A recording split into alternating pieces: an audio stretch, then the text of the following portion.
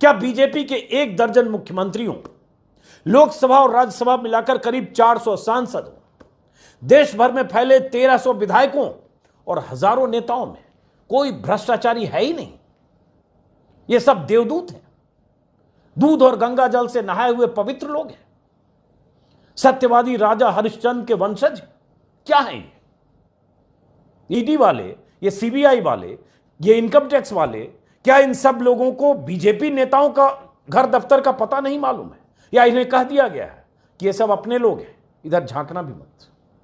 कोई तो ये पूछेगा। ऐसे नहीं पूछेगा तो कम से कम कोर्ट के ऐसे फैसलों के बाद तो पूछेगा।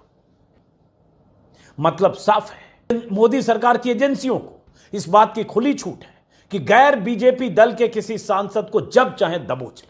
बिहार, बंगाल, झारखंड से लेकर दिल्ली तक में आप मोदी सरकार के तोतों का खेल देख ही रहे होंगे। तोतों मतलब पिंजरे में बंद तोते। लेकिन चैनलों में कहीं से विरोध की कोई आवाज नहीं आती, कोई चैनल इस पर सवाल नहीं पूछता। क्या वजह है कि ईडी से लेकर इनकम टैक्स तक सिर्फ और सिर्फ विपक्ष के नेताओं को ही दबोचता है? अब जब संजय राउत को जमानत दे दी गई है और कोर्ट ने इतनी बड़ी बात कह दी है, तो मोदी सरकार से पूछा तो जाना चाहिए कि ईडी के उन अधिकारियों ने किसके कहने पर एक राज्यसभा सदस्य को ऐसे आधी रात को दबोच लिया, एक सांसद को ऐसे फंसाकर 100 दिन से ज्यादा बंद रखा गया, जिसके बारे में अब कोर्ट ने कह दिया है कि वो गिरफ्तारी इल्लीगल थी। यह कोर्ट ने कहा है।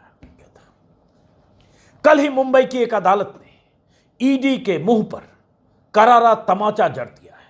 करीब 100 दिनों से जेल में बंद शिवसेना के सांसद संजय राउत को जमानत देते हुए मुंबई की एक अदालत ने जो कहा है वो आपको गौर से सुनना चाहिए। सुनना इसलिए भी चाहिए ताकि आपको पता चले कि इस भक्ति काल में, इस अमृत काल में देश के सत्ताधीश कैसे अपने तोते का इस्तेमाल कर रहे हैं। तोते का मतलब तो आप समझते होंगे।